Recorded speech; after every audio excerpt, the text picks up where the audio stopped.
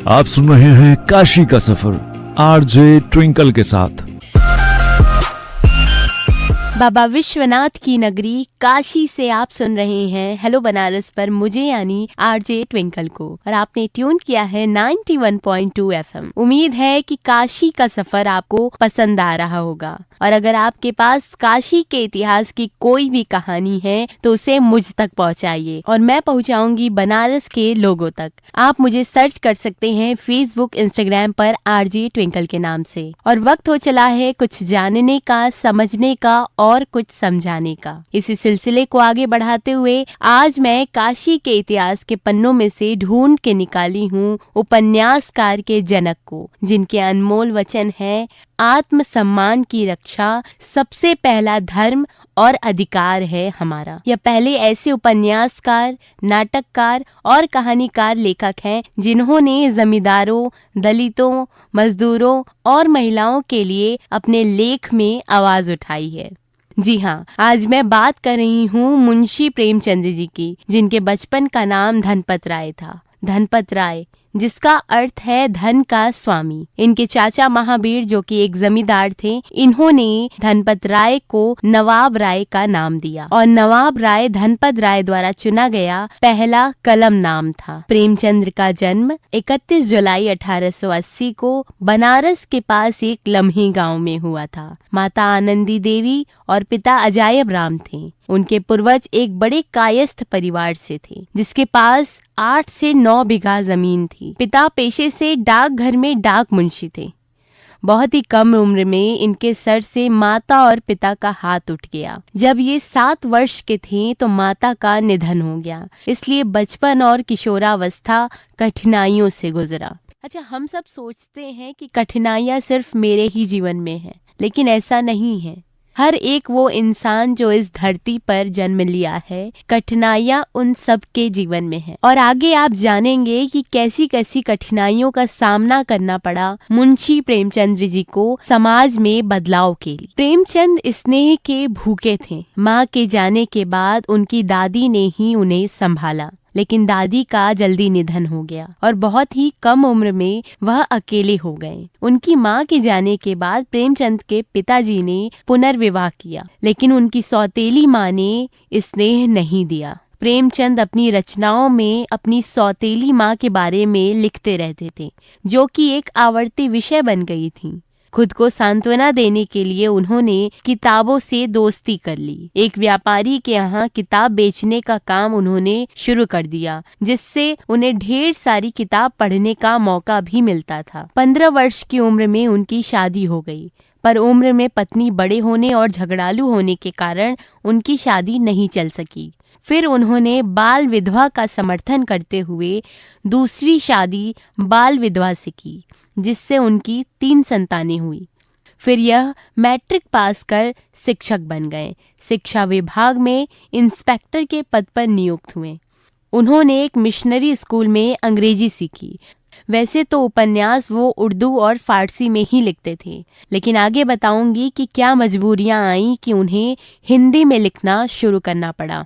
उन्होंने गोरखपुर में अपनी पहली साहित्यिक रचना की, जो कि कभी प्रकाशित ही नहीं हुई। उनका पहला लघु उपन्यास असर-ए माआबिद, जिसका अर्थ है भगवान के निवास का रहस्य, और हिंदी में देवस्थान रहस्य था। और कितना कुछ हमें और आपको जानने को मिल रहा है कि काशी से ही जन्मे लोग जिन्होंने समाज में कितने बदलाव किए।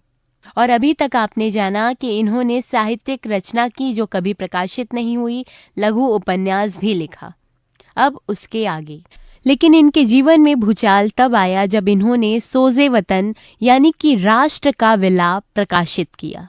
यह 5 देशभक्तों की कहानी का संग्रह था और अंग्रेजी सरकार ने इनकी सारी प्रतिलिपियां जब्त कर ली और उन्हें जला दिया। अंग्रेजों को यह डर हो गया था कि देशद्रोह का विद्रोह न शुरू हो जाए भारतवर्ष में, और तब तक इनका नाम नवाब राय था, जो कि ये उर्दू में लिखते थे। कितना कष्टमय रहा होगा इनका जीवन जब उनकी उपन्यास को जला दिया गया होगा। इनकी सालों की मेहनत को 1 मिनट में राख करके जला दिया गया होगा। तब प्रकाशन में ही इनके दोस्त मुंशी दया नारायण इन्हें फिर से नई शुरुआत करने के लिए प्रेरित करते हैं और कहते हैं कि अब उपन्यास हिंदी में और प्रेमचंद के नाम से लिखो। तब जाकर इन्होंने नवाब राय नाम हटाकर प्रेमचंद नाम लिखना शुरू कर दिया, जो कि यही प्रेमचंद पूरे भारतवर्ष में जाने जाते हैं। और इनके बेटे ने इनको कलम का सिपाही भी नाम दिया।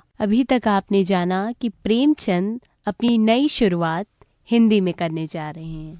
अब उसके आगे सन 1914 में मुंशी प्रेमचंद ने हिंदी में लिखना शुरू कर दिया और हिंदी और उर्दू को एक ही भाषा हिंदुस्तानी के अलग अलग रजिस्टर माना जाता है। आपको जानकर यह हैरानी होगी कि हिंदी के शब्द उर्दू और फारसी से मिलकर बने हैं। मुंशी प्रेमचंद पहले से ही उर्दू में एक कथा लेखक के रूप में प्रतिष्ठित थे।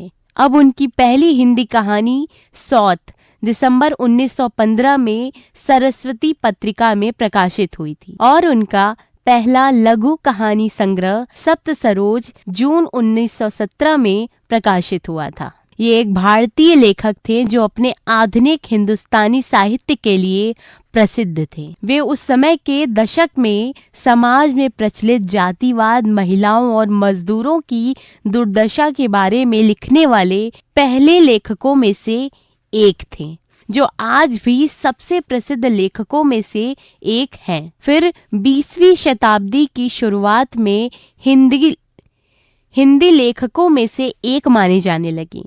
इनके उपन्यास गोदान, गबन, सेवा सदन, कर्मभूमि, वरदान आदि रहे और इनके अंतिम उपन्यास मंगलसूत्र रहे।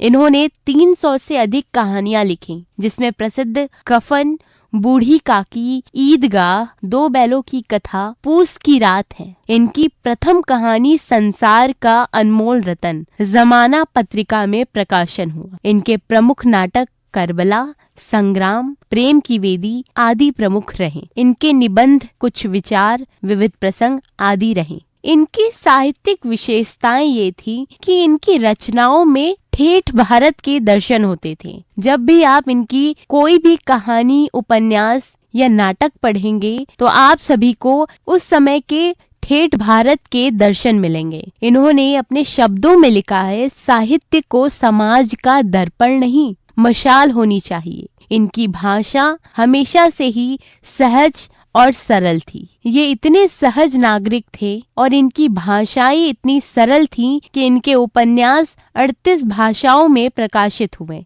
आज भी विश्व भर में इनके चर्चित उपन्यास गोदान और हिंदी उपन्यास सेवा सदन है। आज हम बात कर रहे हैं प्रेमचंद के कार्यों की, जिन्होंने अपना पूरा जीवन समाज में बदलाव और अच्छाइयों को लाने में लगा दिया। प्रेमचंद के उपन्यास हमेशा गरीबों और शहरी मध्य वर्ग को बयां करते थे। वो हमेशा से ही जागरूकता फैलाने की बात करते थे। राष्ट्रीय और सामाजिक मुद्दों के बारे में बताने की कोशिश किया करते थे। मजदूरों, दलितों, जमींदारों, भ्रष्टाचार, बाल विधवा, गरीबी आदि विषयों पर वो लिखा करते थे। वह महात्मा गांधी से इतने प्रभावित थे कि उन्होंने असहयोग आंदोलन में भाग लेने के लिए अपनी सरकारी नौकरी से त्याग पत्र दे दिया था और फिर काशी आ गए थे। वह स्वामी विवेकानंद की शिक्षाओं से भी बहुत प्रभावित थे।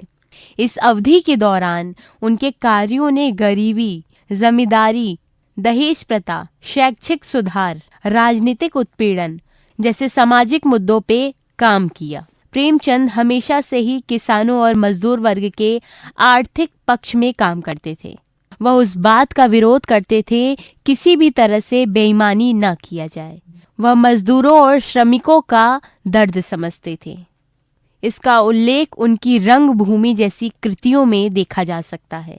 अपने अंतिम दिनों में उन्होंने जटिल नाटक के मंच के रूप में ग्रामीण जीवन पर ध्यान केंद्रित किया, जिसका उल्लेख उपन्यास गोदान, लघु कहानी कफन में देखा जा सकता है। प्रेमचंद का यह मानना था कि हमेशा से कोई भी कार्य कोमलता और भावना के साथ करनी चाहिए। एक लंबी बीमारी के बाद 8 अक्टूबर 1936 को इनका देहांत हो गया। प्रेमचंद की अंतिम प्रकाशित कहानी क्रिकेट मैच थी, जो उनकी मृत्यु के बाद 1938 में ज़माना में छपी थी। उम्मीद है कि काशी का सफ़र आपको पसंद आ रहा होगा। अगर आपके पास भी कोई कहानी है या कोई तथ्य है काशी के इतिहास के बारे में तो मुझे भेजें। मुझे आप फेसबुक, इंस्टाग्राम पर आरजे ट्विंकल के नाम से सर्च कर सकते हैं और अपना मैसेज मुझ तक पहुंचा सकते हैं। और चलिए, अब मेरे यहाँ से जाने का वक्त आ गया है, तभी ना कल आकर आपसे एक नए विषय पर बात करूँगी। तब तक अपना ध्यान रखिए। Tata, bye bye. सुनते रहिए हेलो बनारस 91.2 FM। मैं हूँ आरजे ट्विंकल।